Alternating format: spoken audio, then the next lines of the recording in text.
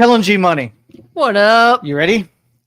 I'm always ready. Listen, we haven't done a true unpopular opinions in a while. So there's some unpopular that's probably been boiling up inside of you. So bring it. I wish I was boiling up. One thing, though, I did want to talk to you about that I saw recently. Did you hear about the smart shuttle we're getting? Yeah. In Talked about it this Youngstown? morning. Yeah. Okay. So it's not getting, it's driving around. It's active now? Oh, yeah. Ooh, I got to go see this. I haven't seen it yet. It's just like one street, right? Like Federal. It's 6 streets.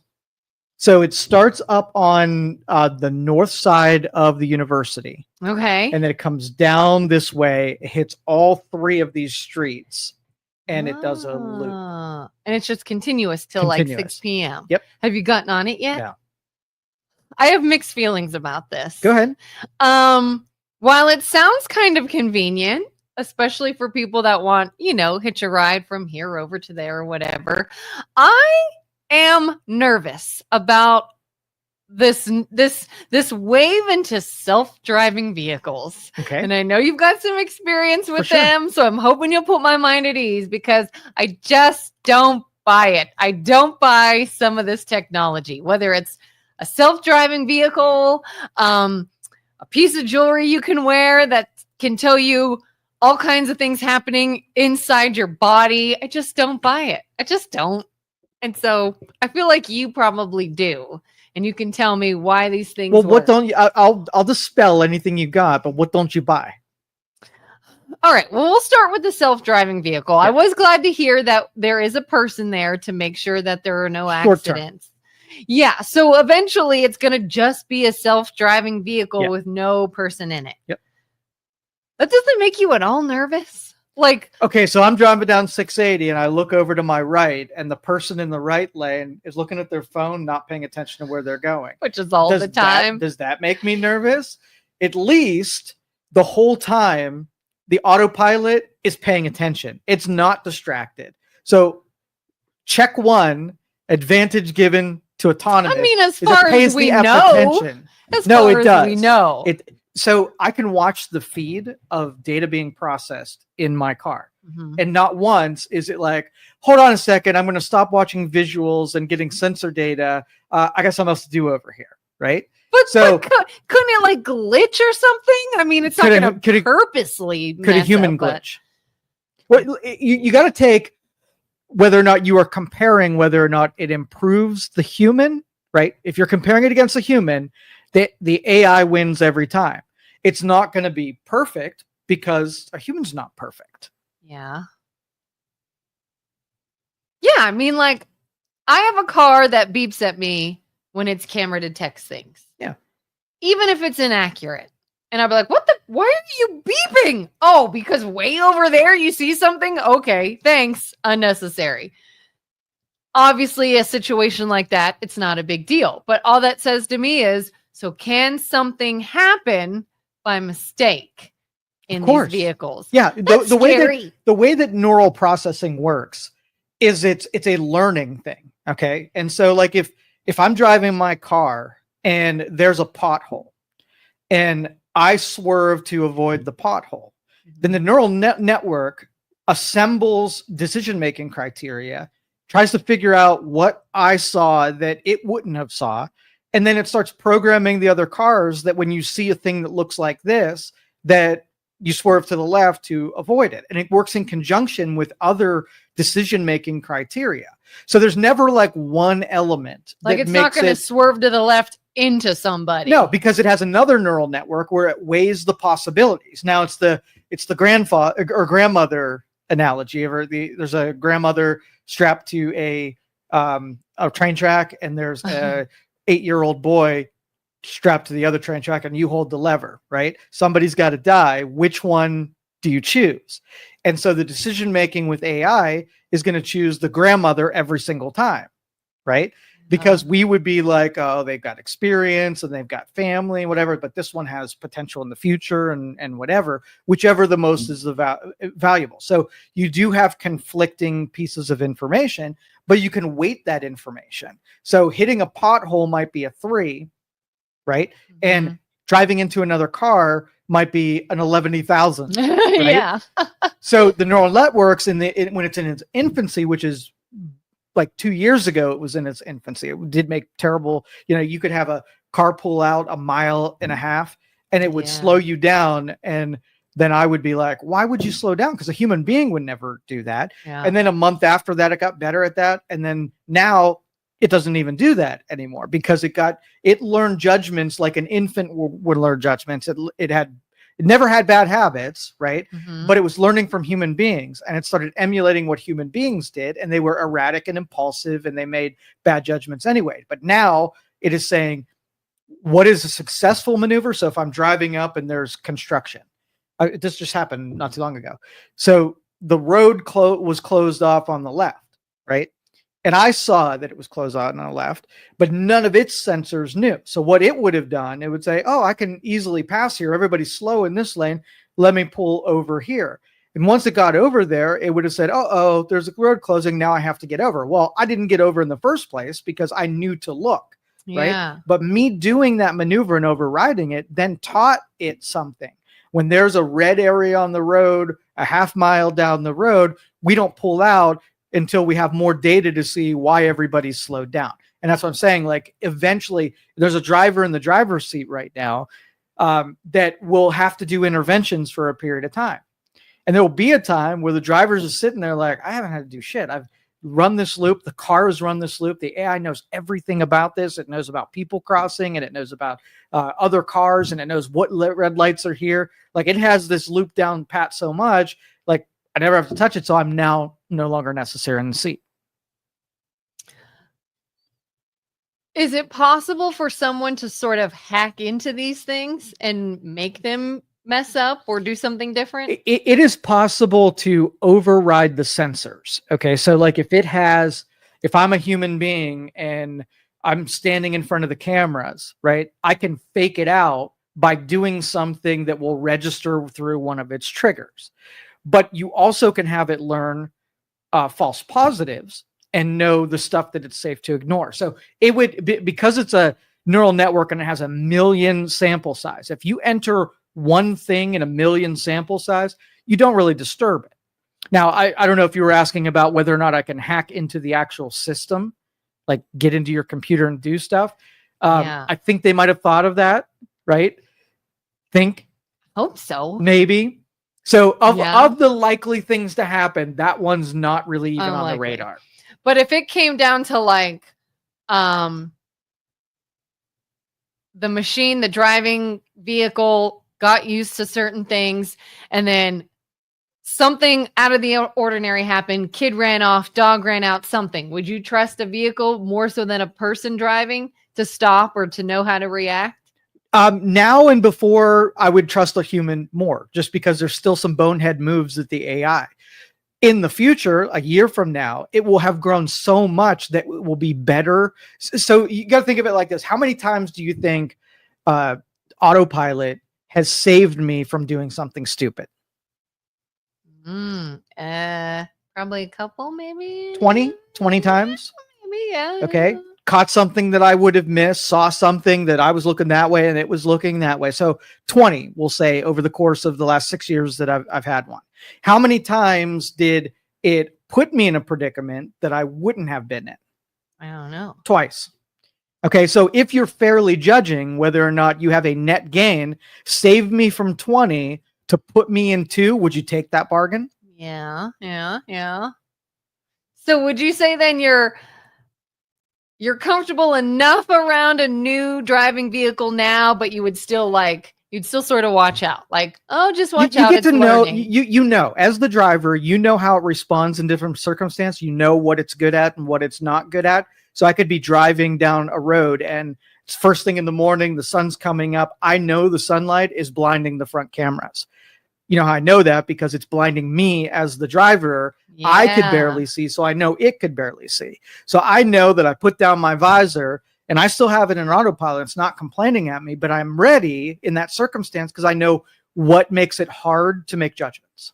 Yeah, I've had my car start beeping at me before and I'm like, what is wrong? And then you realize there's like snow on the front camera or something like that. And Okay, but brand new public transportation that is self-driving. Are you good around it, or you're like, I'm gonna let it learn for a little while longer? I'm good around. I'm good. You think it's good? Yeah, I watched it. Las Vegas did this about 4 years ago, and they had all of their strip buses all autonomous. And that's a lot of people around. And so because honestly, they do a loop. It's basically up and down the strip all day. Yeah. Right? And so they do the same maneuvers, the same bus stops, the same starts and stops, it's same traffic lights, same other people and whatever. And in the first, I would say 6 months of them being on the road, highly criticized because they had mistakes that the thing would make. It would not wait for people where a bus driver would have waited for people. Mm-hmm. It went through a light that a bus driver wouldn't have gone through the light. It hit a car in front of it, and bus driver wouldn't have hit that car. Yeah. So when it was learning the route and all those other things, it was really, I would have been suspicious of it. That's why, okay, maybe could be cool, but I'm not using it in the first couple of months. Yeah. I'll get on it down the road. So long that they're using neural networks that are published by other people. If it's a brand new baby neural network and it's just getting started in learning, that's one thing. But there's no way that they put in public transportation an infant knowledge base. So it's pretty well loaded once it starts. Yeah, it's already adopted its predecessors, what it's learned about the city streets. That's interesting. Okay, something I trust even less. Yeah. Government, no. Besides that. Okay.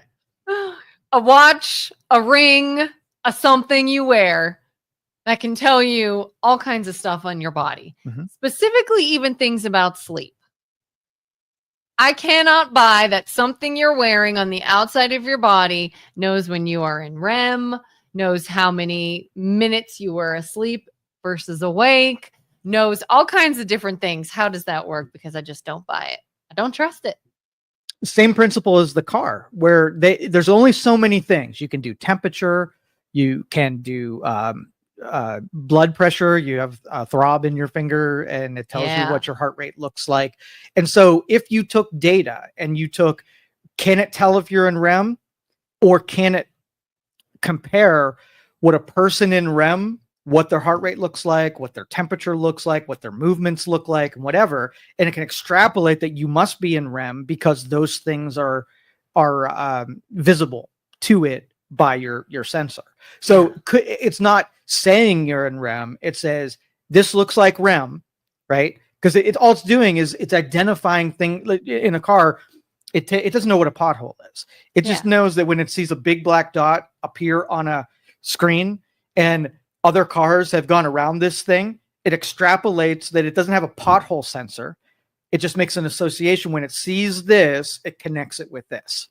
Well, that's where you ever have a smart scale? Yeah.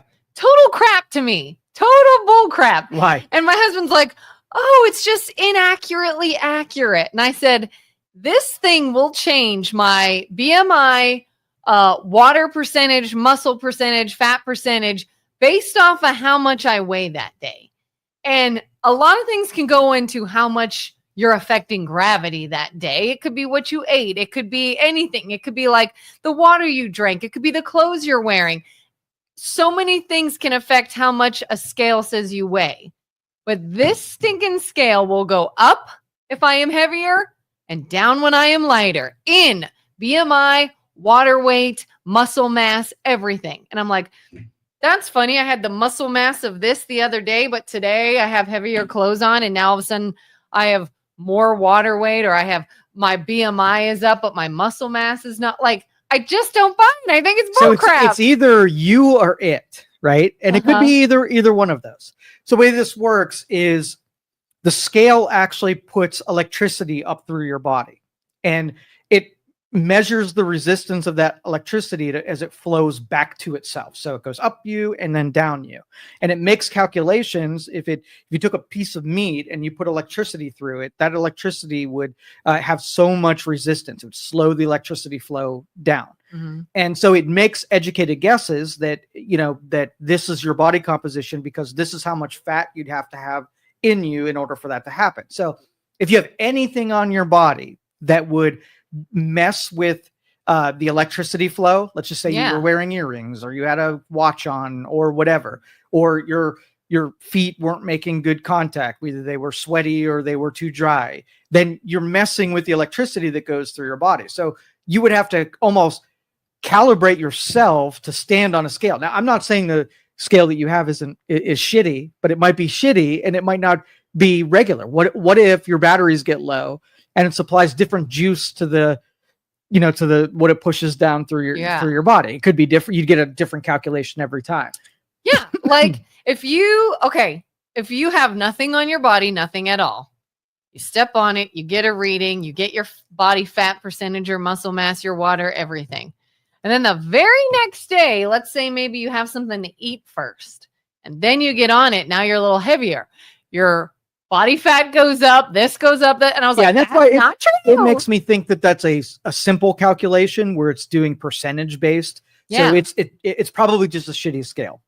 I had two of them. Like the first one that I bought was awful because I was doing the spreadsheet calculations and like you, it made no sense of what it was coming up with. It's it didn't need me. It was just if my weight went up, this went up. Exactly. If it went down, this went down. Yeah. It was a very dumb version of it. Yeah. So, well, that's what mine's doing. Yeah. You got a dumb scale. I have a feeling that you're doing some of it because most people are using it incorrectly, but at the same time, it's probably just a really dumb scale. And the only reason I even like almost put any validity in this stuff is like, okay, so I have a Garmin watch. Oh, it's almost dead. Yesterday, I did not start an activity. Like I can start my timer for my strength activities or walking or something. I didn't start anything. I was just doing mobility. And after like 10, 15, 20 minutes or something of some mobility, my watch went off and said, hey, higher than normal heart rate. Shall we start a breathing exercise to calm you down? And I went, okay. I did raise my heart rate by what I was doing and it picked that up. Other than that, I'm still like, like everyone's like, oh, track your steps. This thing doesn't know how many steps I take. It knows how often my arm moves. I could sit here and do this and just watch my steps go up. Or I could be walking, but not moving my arms. And then it doesn't know that I actually got steps in that day. So why do we even look at that? It's just more information than you would have if you didn't have it on your arm. It gives you a comparison. Like if the devil came here and said, Kelin, if you do not march 10,000 steps, I will zap you into hell right now. So then you're like, it's a good thing I got my super accurate watch. Yeah. Then you'd be like, 10,000, what? I'm good. And then you get banished to hell because you were off, right? But we're not satisfying the devil, right? We are comparing what it picked up versus like, let's just say yesterday you did 5,000 and you're like, I want to do more. When you look at your watch, it might not be the actual steps, but it'll be more than you did yesterday based on how it was measuring. It's just more information. Accurately inaccurate. As my husband said, but or something like that. It can and will get better than that. Consistently inaccurate, I think is what it says. Yeah, it's just more information. And all of these sensory technologies are going to be, I would say they're probably within 10%. Accurate. You think? Oh, yeah. Really? Yeah. You think you could wear something and know pretty accurately what's going on in your body? Yeah, it's within 10% or else it wouldn't be worthwhile. It wouldn't be valuable. I've actually used mine when I'm running. And I ran a 5K and I compared what the watch said it was, and it was dead on. So it's less than, 100 yards worth of missed arm movements or whatever. That's another thing is my husband and I will go for a walk and we start our watches that we're starting to walk. And 1 mile to his watch and 1 mile to my watch are totally different. Like I'd be like, nope, mine says lap 1 now. He's like, really? Mine said lap 1 like way back there. I'm like, I don't know. And I even stopped and talked to a neighbor for a while. And still. don't I guess, look at it as accurate for the practical uses of it. The things that you needed to be more accurate aren't happening and you're not using it for anyway. So don't worry. Like that contemplation of where your lap was didn't matter at all. Yeah. Like I pretty much use this thing so that one, I know I don't get a lot of steps in on a regular day. I know that already. So when I see how low it is, that's just sort of like a mental reminder to me to like, hey, maybe try to go walk or something today. Because you don't have shit for steps, or when I do a workout and I put it on my Garmin and all my Garmin people can see it, that then gives me some incentive. Hey, go do something. Well, it's important for comparative analysis. Everything from what we're talking about with the sensors to government at this point. Okay. So if you take what is, right, and compare it, and are you going to expect a new technology is worse, equal, or better? If it is worse, you don't do it because obviously the old was better than the new. Equal, not worth the effort unless it has a chance of being better. But better is a actual measurement.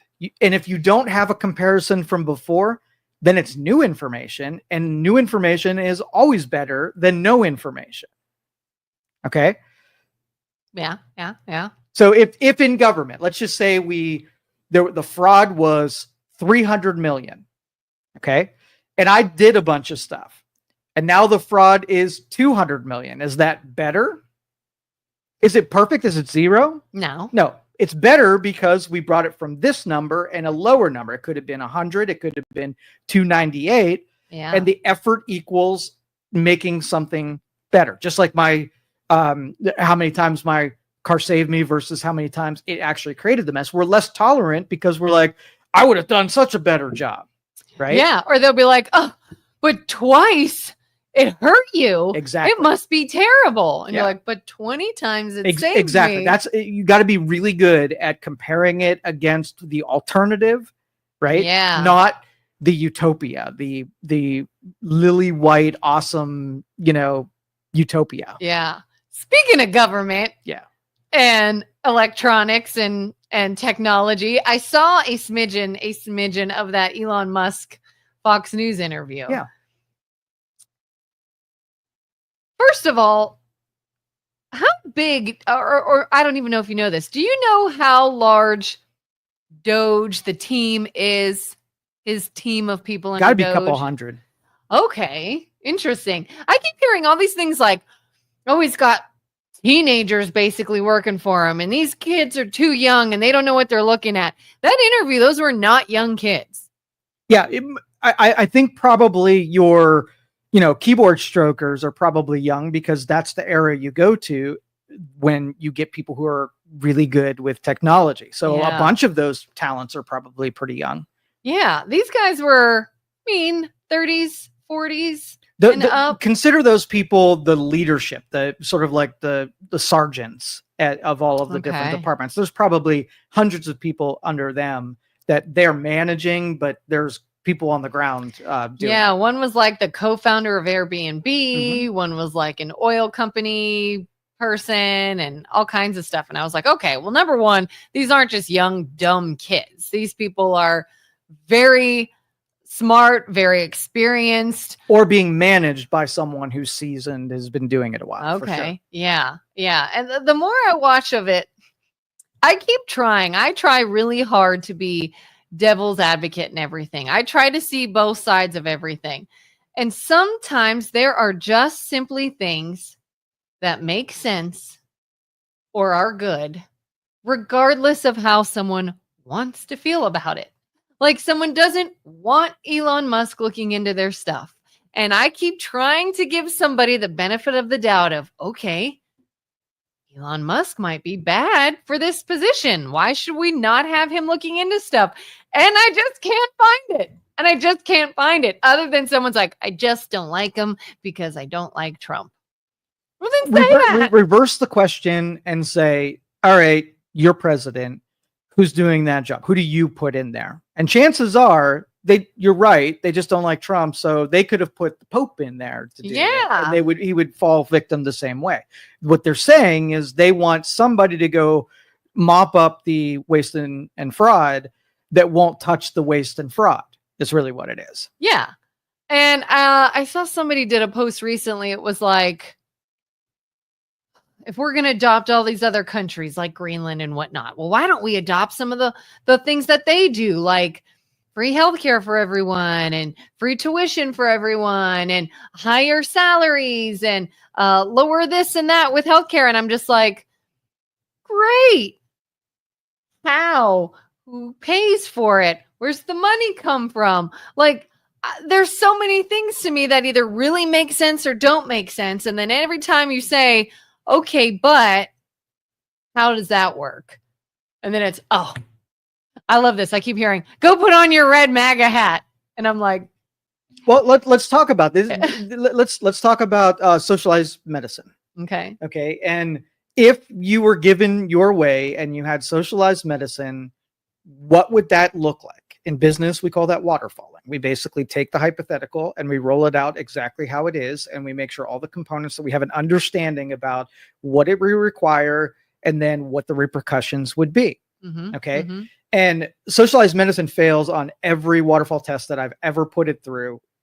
It only sounds good as a method of taking wealth from someone and using it to overpricedly pay on everything that you do. Right. Mm-hmm. And the reason that do you know why Nordic countries can get away with it? No. Small population of ethnic groups that are very similar. Tax collection above 50%. And they have the United States as their sugar daddy that provides all the innovations in medicine. Because here's what happens when you give something away for free. You know what happens? The value goes down. You devalue it. And nobody innovates in a space that there's no value in. People go into a space as the profit incentive to be able to make something better so they can sell it and make a bunch of money. Yeah. So if the United States says laboratory experiment closed, right? So the first thing we're going to do is we're going to go to doctors' offices and we got to convince them on one of two things.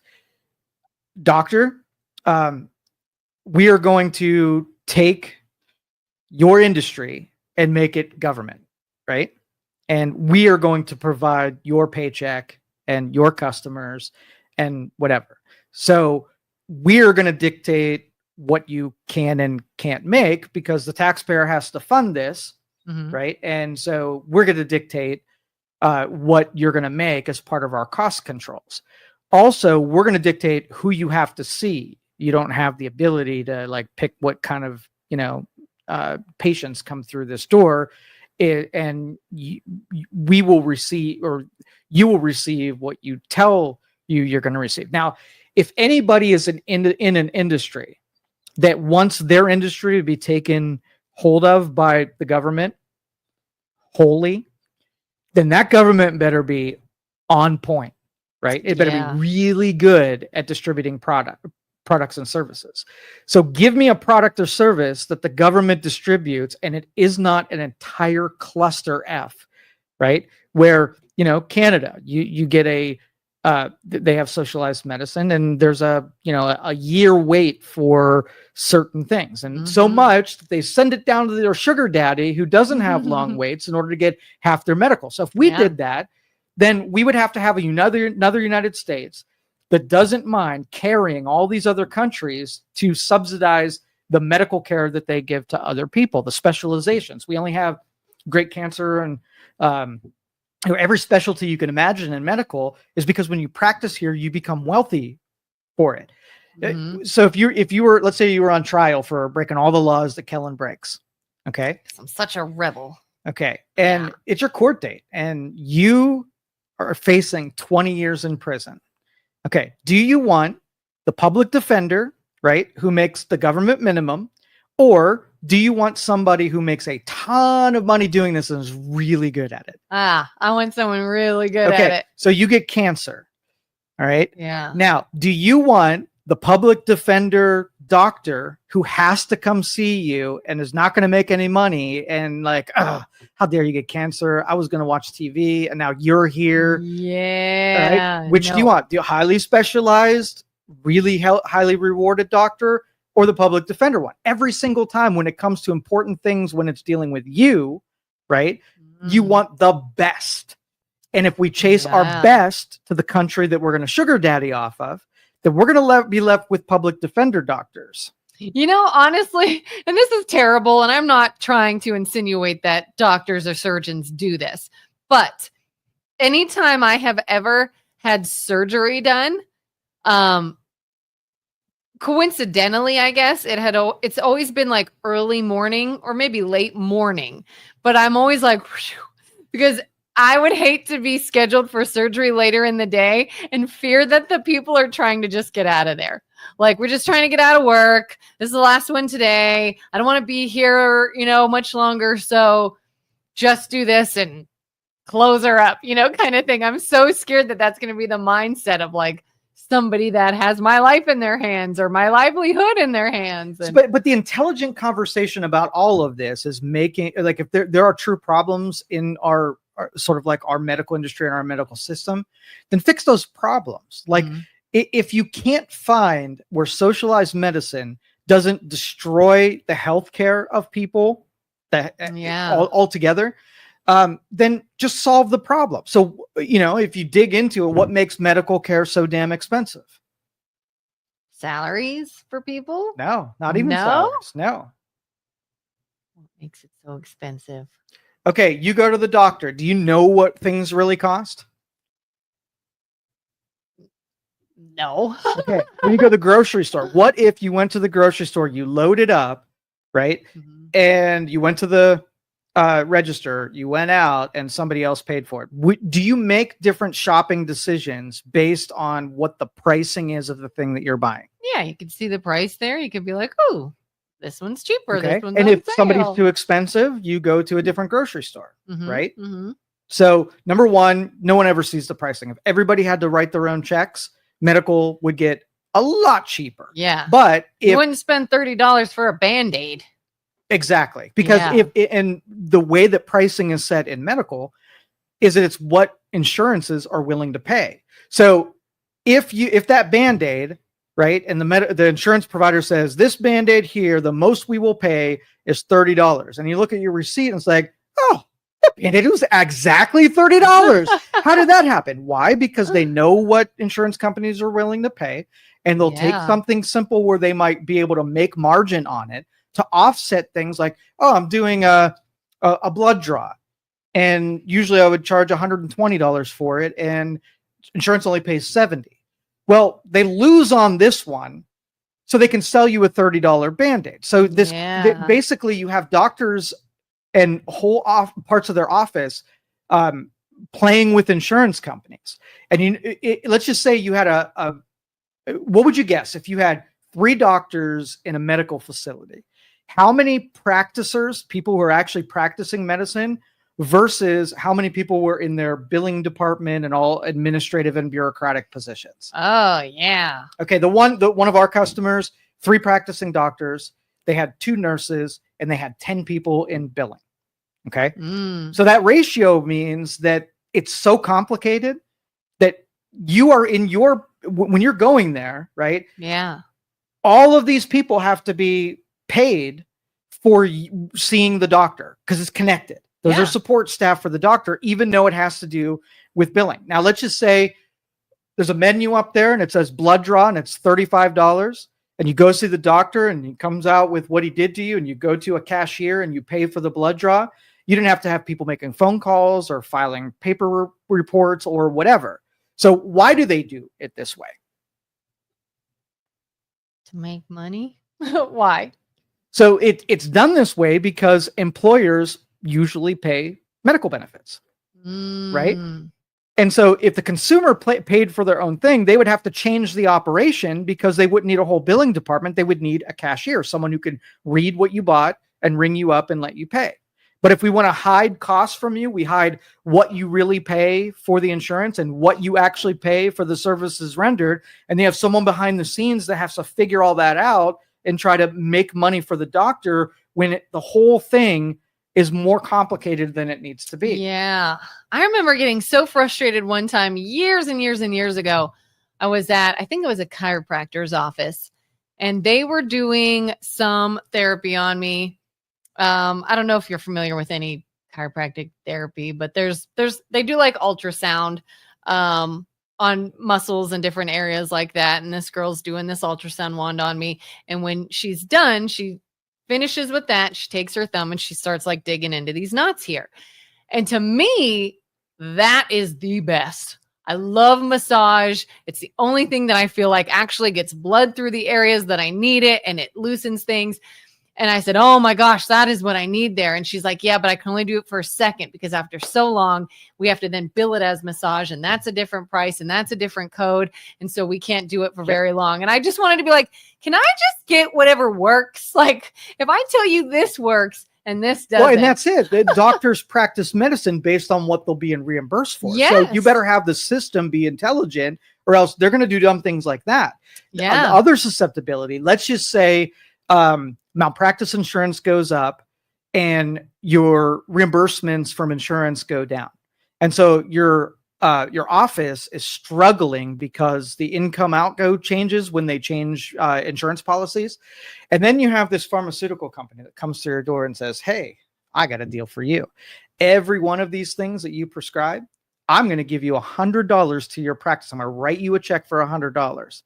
Do you think the doctor is more susceptible to recommend the pharmaceutical company that's willing to throw extra revenue into it if they can halfway justify distributing it where it's like, oh, you have this and this drug says it is, and he's going to give me $100. It opens it up for pharmaceutical sales to patients that wouldn't have otherwise needed it, right? Yeah. So they need it from a financial because we're starving them out on the services because we're forcing Medicaid and Medicare patients on for doctors to see. But I've had probably 5 of my clients that were practicing totally forego reimbursements from Medicare and Medicaid so that they can practice and collect in cash so they didn't have to deal with insurance companies. So they hate it. So what universal or taxpayer funded healthcare does is what I hope happens, best of both worlds here. You split it and you have a cash basis healthcare, and then you have a if you want to be part of the system deal. Yeah. And then anybody who wants free, you know what you're getting, right? There's going to be some long waits. They're going to reduce services. It's just going to be the bare minimum, and the taxpayer is going to fund it. And over here, if you want quality service, here's the paid for version, and let you get the benefits of what paid for is. We still get to innovate those products because there will be. And we have a decision to go elsewhere if our money can be exactly. put And to better stay use. right out of the insurance program. Let the insurance program adopt half of that. Now, in the end, what ends up happening is the preferred services are going to be from the paid side. It's 100% guaranteed. Yeah. And then so this dies anyway. So when you waterfall it out, you can have a short stint of lesser product that are free that suck. And then the people that receive those products are like, I can go over there and do this. And then they jump, and then nobody's using the free thing because it's so terrible. Yeah. When I was pregnant with my kids, both pregnancies were just miserable. I was one of those lucky women that is 24/7 nauseated, terribly so. And it got to the point where I'm like, I can't even get through a day. Like I have to go to work. I have to leave this bathroom. So I went on medication, anti-nausea medication. Well, with my first pregnancy, they gave me Zofran, very common anti-nausea medication used all the time. Thank God my daughter's okay, because right after she was born, new studies came out. Zofran was incredibly dangerous for pregnant women. It causes birth defects. No one who's pregnant should take Zofran. And I went, okay, well, thank God we were good. Got pregnant again, same thing. My doctor's like, all right, no Zofran anymore. We have a newer drug now. This is safer. It passed all these things, and we can put you on this. Insurance said, we're not covering that safer new drug until you try Zofran first. And I'm like, but you all just said that it causes birth defects and nobody should take it and that it's dangerous. Well, you still have to take it first, and then we'll cover the safer one. And I'm like, are you kidding me right now? And thank God my doctor's office just had a buttload of free samples of the safer drug, and they just kept giving them to me because they're like, yeah, it's ridiculous, but that's their role. So again, back to the original point, if government was good at anything, then I would halfway flirt with the fact that, give them the role of providing medical. But if you don't think that it is going to be a cluster and you are going to regret the crap out of it, because you got a lot to prove. If some, treat them like a 13-year-old. All right, let's take something and say, go run that like you're going to run universal health care. And if you do a good job over there, then we'll extend that over here, and then we can have a go at it. Small sample. Let's let a state do it first, like a state governor say, we're going to cover medical insurance for the people of our state. Let them hammer it out. And then if the national side, they want to pick up where they left off, so be it. But I will tell you, we play an important role in creating the specializations and the pharmaceuticals that are necessary. Without us in that game, who's going to take that up? Yeah. Have you heard about what Yale is doing now? So I read this article a couple weeks ago, and I didn't get real far into it, just sort of a quick skim of it. Apparently, Yale is offering free tuition to any household that makes less than $200,000 a year. And I'm just like, I have questions. Okay. Let's say that this is true, because it seemed true, unless I missed something in this article. If you make less than $200,000 a year, you can attend Yale for free. I don't know if your grades matter or not. I don't know if you still have to be accepted first via your grades, your GPA, whatever. I don't know about that. But regardless, one, what is that going to do to Yale and their reputation? And the idea that somebody went to Yale, is that going to mean the same thing? And two, what's going to happen to households that make over $200,000 that have been paying, that are like, I don't want to pay. Why do I have to pay? Maybe we just shuffle some things around, and all of a sudden it looks like I don't make that much money. What do you think is going to happen in this situation? Well, honestly, I'm not going to disagree with this one. If a university has created legacy funds where they have those $14 billion for Columbia University, right? They do those Pell Grants and whatever. And if you want to be the good guy university they don't want to cut off the diversity funding or anything like that, and you're going to lose a bunch of federal money. You want to be the virtuous good guy. What you do is you go exactly what I would tell them to do. Go to that big fund that you got sitting over there and figure out how many students you're going to open this to. Let's just say 100 incoming students, and then use some of that money to pay their tuitions for a period of time. So it looks like you are the priestess of all, which should have been what they were doing anyhow. That is what that money is for. That was my other question, is why now? Well, so universities used to have a calling. Okay. You go to a university, the paper that you hung on the wall meant that you were almost assured a job in the field because it had high esteem. Well, they devalued their product by their social causes. And so to get that degree, it's pretty meaningless anyhow. Like, you can say it, but it doesn't carry as much weight as it once did. Right. So they're buying into that, where, if you wanted to limit, like if I were running a university, I wanted to be a prestigious university. I would want all the smartest freaking people on the planet to come to my university. I would have one rule, and that would be merit. So if I had a person that had $1 million and I had a person that had $0, I want that kid at my school because they're the smartest and they tested the best, and they're going to make a great Joe University student, right? So, but if you had a demand that was off the freaking charts, let's just say you had 10 million people that were smart, and you had situated 1,000 seats for your incoming next class. And then so I run a bunch of filters and I say, how can we get 10 million of equally merited students in here? And what's going to benefit the university the most? Okay, what happens if I set the tuition at $1 million a quarter, right? Then it limits it down and there's 30 students. And I'm like, okay, well, what about 500,000?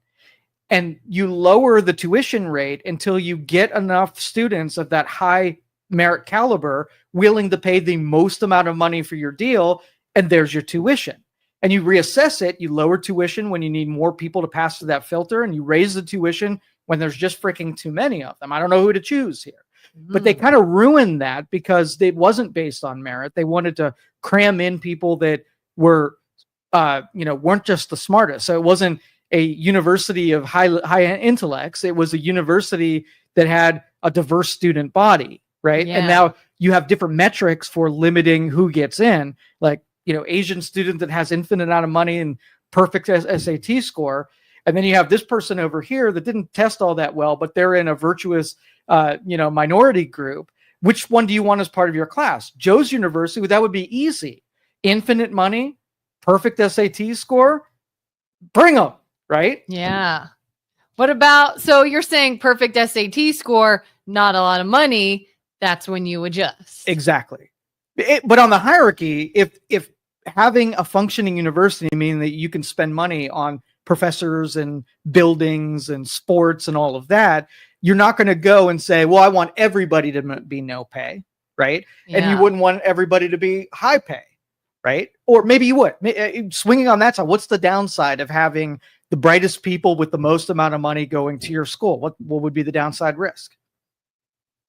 Socially, it would be very homogenous, Yeah. right? And so, but social isn't a part of the college merit. Doesn't matter at all when it comes to research and solving problems and critical thinking and all of that. You need really smart people to do that. So again, it's an experiment that they were playing, and it's an extension of the game that they were already playing, just in a smaller substitute. So as an employer, as a business owner, if someone came to you with a degree from a Yale or a Princeton or whatever, an Ivy League school, does that in any way pique your interest or make you want to look at them more so than someone who did Not at all. I wonder obviously, if someone's going to be a doctor or lawyer, then there's probably a specific amount of schooling and training that goes into those Specializations. jobs. Right. I wonder how many other institutions. All right, you as a regular person, what currency do you think that carries? What do you think is valuable about that? I mean, I used to think, oh, well, if they're really intelligent and really smart, then they must be, someone that has good ideas and can be innovative in the workplace and can work hard, because it must not have been easy to get there. So they're a hard worker. They're someone who's dedicated, but not necessarily. And can you find that with someone that didn't go there? Sure. Okay, so if the universities betrayed the people who bought their product is what ended up happening, because some of the stuff you're saying at one point may have held it. So if, let's just say you had two universities, and you're going to see the theme here. This is connected to an earlier topic. You have two universities. This university over here is really, really hard to get into. Costs a lot of money, really hard to get into.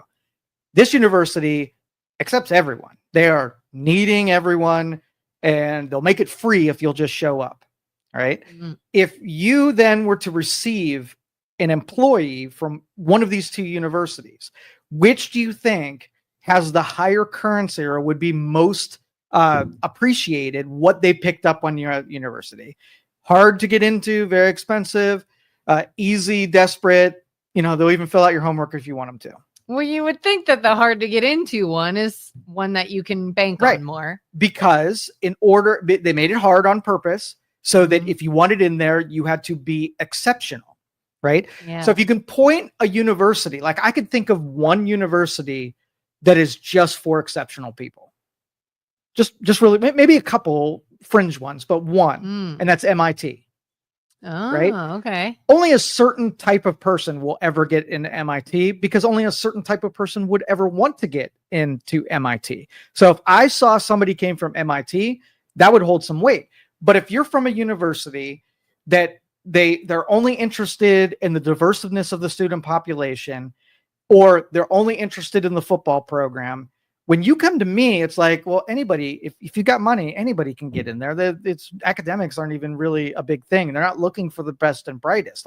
But if you were rigorously vetted to even get in there in the first place, then that carries some weight for me, because you tried harder than the next guy. So if you did a test of how hard it is to get involved in university, I'm willing to bet that any applicant is going to satisfy, and some applicants are going to give advantage that's not even based on merit. Yeah, I mean, I have a bachelor's degree that I can say I have, for the most part, never needed.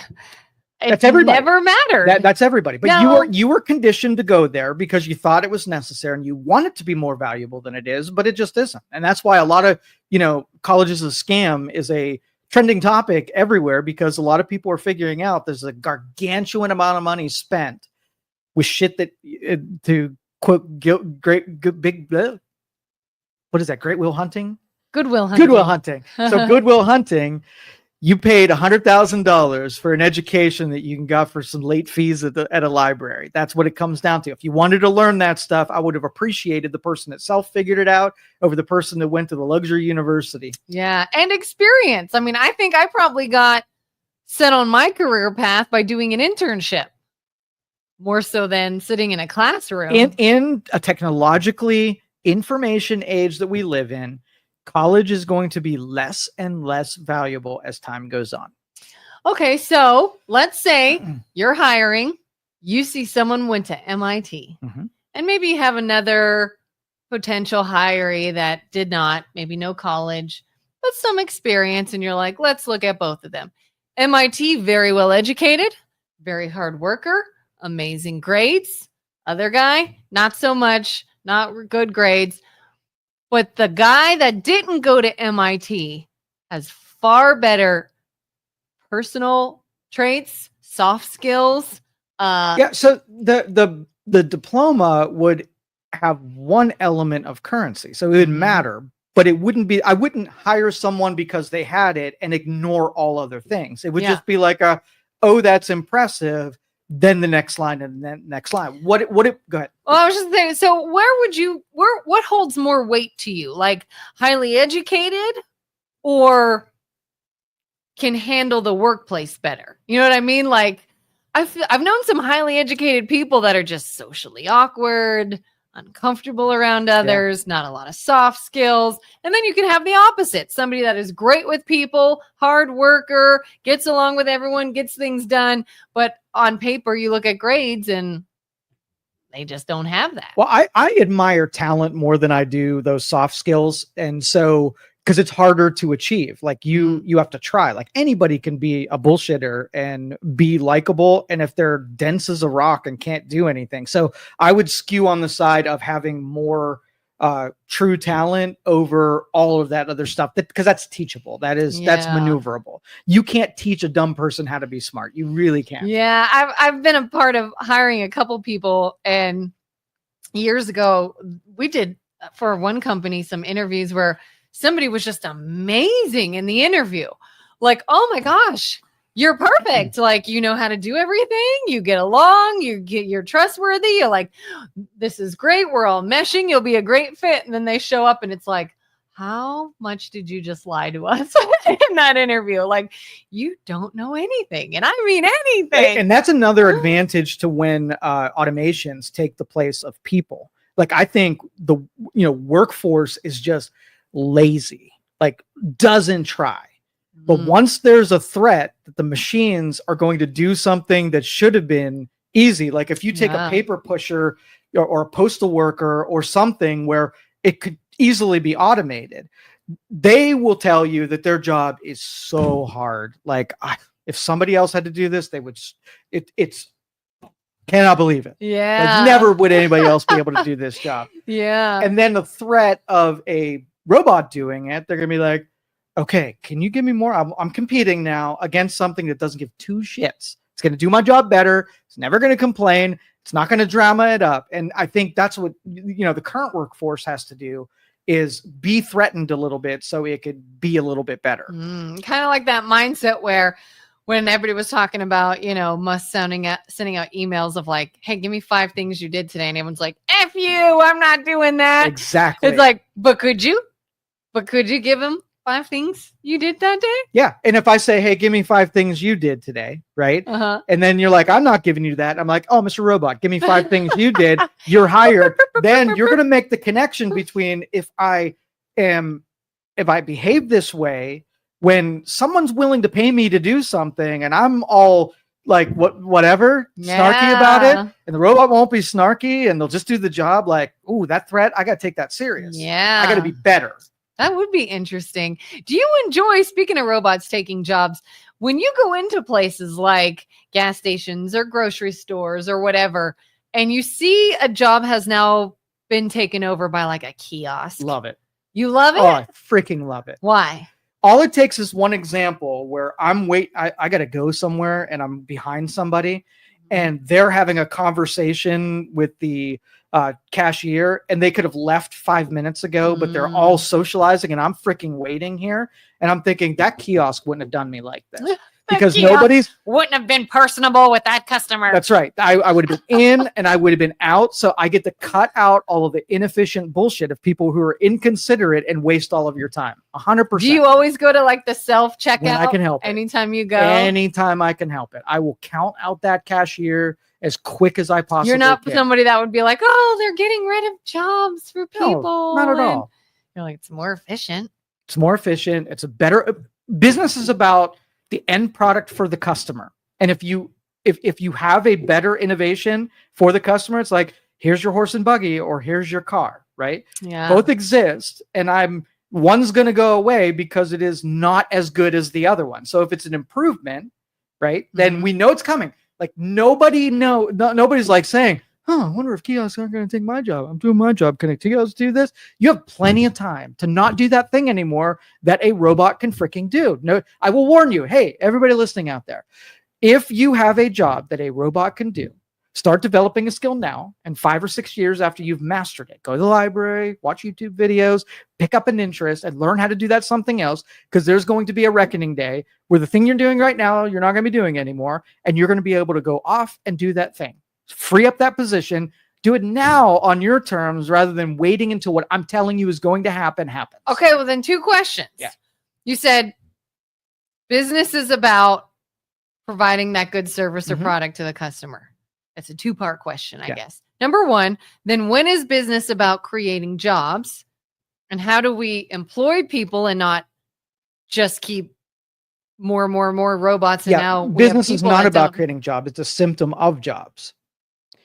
So if I can have a guy bend a piece of plastic and I can have a machine bend a piece of plastic, it frees up the plastic bender. So you can say human beings have all of this brain, this muscle, and this ability, dexterity, and I'm wasting a human person bending a piece of plastic. So having you not bend the plastic where it should have been done by a robot anyway, that person is freed up to do something that is more fulfilling and takes advantage of their God-given skills that they have. So you don't think it's going to just do away with jobs and then people are like, I don't have anything. Not every job is going to be taken. In fact, use a grocery store. Let's just say that was going to be my second question is, do you know of any jobs that maybe it's not very easy? Okay, so let's just say you go to the grocery store and they have kiosk, which is just you go up there, you check out, and you go. And then people are like, hey, I really liked having conversations with the face-to-face cashier. And for $10, you can go to the cashier-operated checkout. And then you get your social interactions with your person and they check out your groceries. The premium service is giving you something that would employ. The free person is built into the cost of the actual groceries. So you can give people the thing that they wanted, right? But make it a premium service over the more efficient, cost less option. I had an interesting experience one time. I wonder what you would have thought about it. Have you ever done teledoc visits? So maybe a year or so ago now, I was sick and not so sick that I'm like going to go and spend all day in a doctor's office, but sick enough to be like, I want to knock this thing out. I might need an antibiotic. Who knows? I'll do a teledoc. And it was quick and it was convenient, but literally what it was is sitting on a computer or a phone or whatever, you tell a person how you feel. They even said, what is it you think would help? I'd say, well, I've experienced this before and this helps. All right, I'll put that in for you. Have a good day. And I paid like $100 and something. And I went, I literally could have Googled my symptoms and told this person what I have. And the only thing I needed them for is because I can't write a prescription myself. I told them when this happens, this is what I take. And then I knocks it out. All right, here you go. And I'm like, I spent over $100 to do something I could have done for myself if I could legally write myself a prescription. How do you feel about instances like that? I think it's terribly efficient. I think it's one of those things, how many doctor's appointments that you knew and you were just going through the hassle of doing it. So that doctor that you paid $125 out of your pocket would have probably cost $1,000 in an office visit if it were billed through insurance just to do the exact same thing. If you can shorten that curve, then it is cost. The doctor got to make 100% of that prescription that you filled out. It happened in a fraction of the time where you didn't have to leave your house. I didn't have to sit around sick people. Totally efficient. If it's done in a way where they take it serious, and if 90% of the ones are just, formalities, But when it comes to the money you spend, I guess it's sort of, you could look at it as, hey, worth every penny. I probably paid more than had I gone to the doctor. No, you didn't. It would have cost your insurance $1,000. You don't get it out of the office. Well, I paid more out of pocket for it. But it still cost. Right. But that's the thing is it worth, I'd rather pay more to get the quick and convenient service, or do I feel like I paid more to cut corners? You did pay. That's the premium service. If you already knew what the eventuality of it is, worse service because couldn't be there in person, couldn't get measurements, whatever, had to take your word on it and whatever. And that's probably 90% of the office visits. Mm-hmm. So from both of your ends, you both save money. You save money for your insurance company that they had to pay less. You got just the stuff that you need from a doctor, and he got to do the same thing with 50 other patients in that hour and got to make the same amount of money. So 10 minutes or someone's sitting there for an hour. Everybody wins in that. So there's going to be more of that in the future. Yeah. But we got to wrap it up here. Good job. That was fun.